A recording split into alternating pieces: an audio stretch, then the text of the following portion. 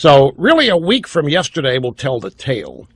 But it does begin to look like the establishment has no choice, that if they do want to deny Trump, they're going to have to coalesce behind Cruz. And I cannot tell you how much they hate having to do that.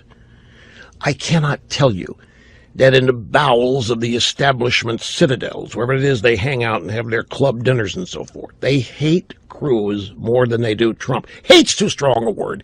They don't like Cruz more than they don't like Trump. All right, ladies and gentlemen, welcome to Gimme 5. We played that for you at the beginning of the show. We talked about it with Tom DeLay. This is going to be interesting to see. Now that we have Jeb going to sit down with Cruz and with Rubio and with Kasich, what he's going to say to them. Is he leading this establishment move? If there is one. Rush isn't saying there is one. He's saying that if the establishment wants to beat Trump, they're going to have to coalesce around Cruz. That's what he's saying. He's not endorsing that idea. He's just saying that's what they'll have to do. It's going to be interesting. But Rush was on Fox News Sunday before last night's primaries, before what he said today, and he made some very interesting points then as well. So let's watch some of that. I think there's something remarkable happening here that nobody's talking about. They're skirting the issue.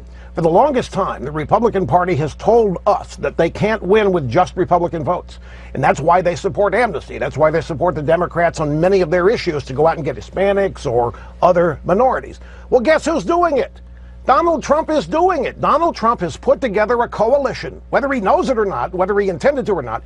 He's put together a coalition that's exactly what the Republican Party says that it needs to win.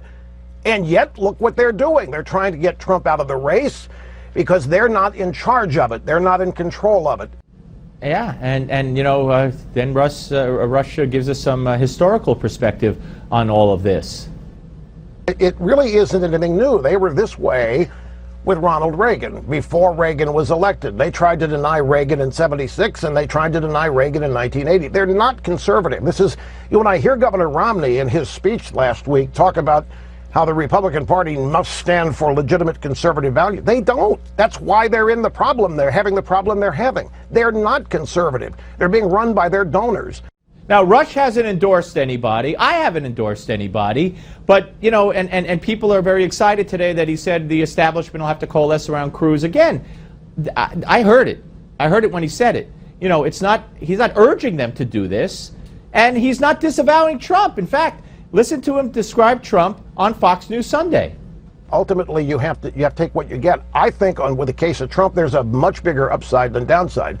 A lot of people disagree with me on this, but the people who want somebody not of Washington, it's serious this time. It's the disconnect between the Republican Party establishment and the Democrat establishment and the people of this country is longer, broader, wider than I have ever seen it. These people in the establishment have been telling us they're the ones to fix everything, and everything they've tried to fix, they've botched.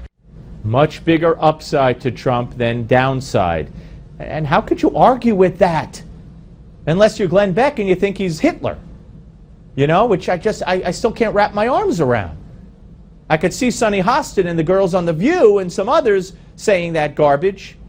But people on the other side, on our side? Trump is Hitler? Really? More from Rush. I predict that if they can't stop Trump in the primary process, they will make an effort to stop him at the convention. I mean, Governor Romney has pretty much telegraphed that. And what would happen if that were to pass? If that happens, there's a walkout. If that happens, then you've got utter chaos, because it will typify exactly what has happened to the Republican Party and its base. And this is key.